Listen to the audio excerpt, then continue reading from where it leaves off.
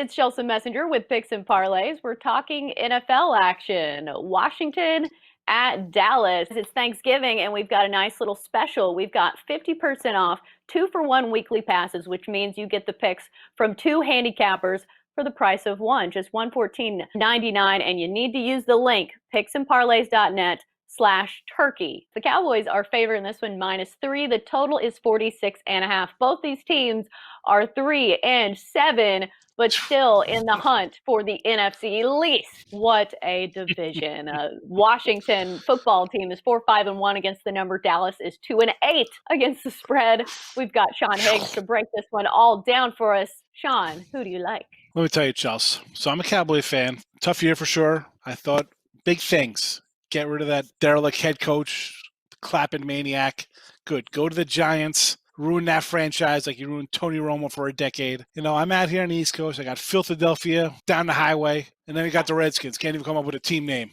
What a joke. This is pathetic. And yet here we are, a pair of 3-7 teams. Actually, and then we throw the Giants in there. 3-3-7 teams hunting down the Eagles at 3-6-1. Unbelievable. Listen, line move here to open at 1, up to 2.5, 3 actually. Totals down 2 points. Let's be honest. You got to like the under.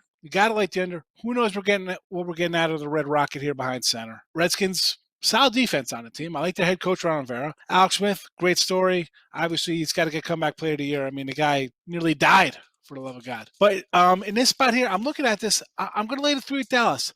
Going into, speaking about bad division, toughest schedules remaining, right, counting these weeks. The Giants are 11th.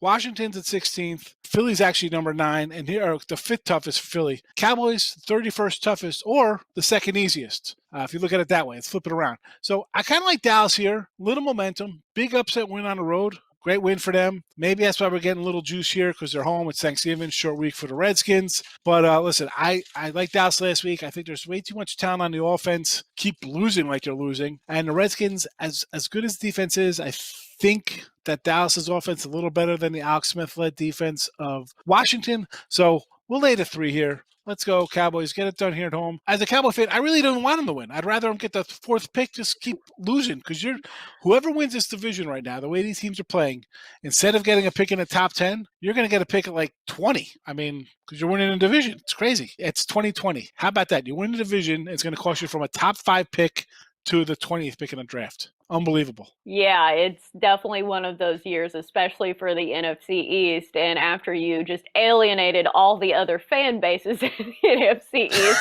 people are going to be coming for you in the comments. But I think the key matchup for me in this one is that Washington defense. They have been really good at getting pressure on the quarterback. At least their offense had some signs of life. You had Zeke going over 100 yards rushing, and Tony Pollard actually looked pretty good too, 60 yards rushing for him. That was against Minnesota, which their defense is not the greatest, but I don't know. I would like to see what this Washington defense does to the Cowboys here, but definitely a big spot on Thanksgiving. And I'm just wondering if the Cowboys can handle the spotlight, because it just seems like every time they get the hype, they let people down. And I don't know.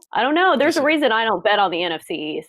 And how do you blame me? Last time these guys played, it was 25-3. It was a debacle. Show some pride, Dallas. And granted, at home, the numbers are terrible because usually they're huge inflated favorites. In this case, not so much. And I just think the offense you're carrying, the offense is good. It's a great offense. I mean, we know that. Come on.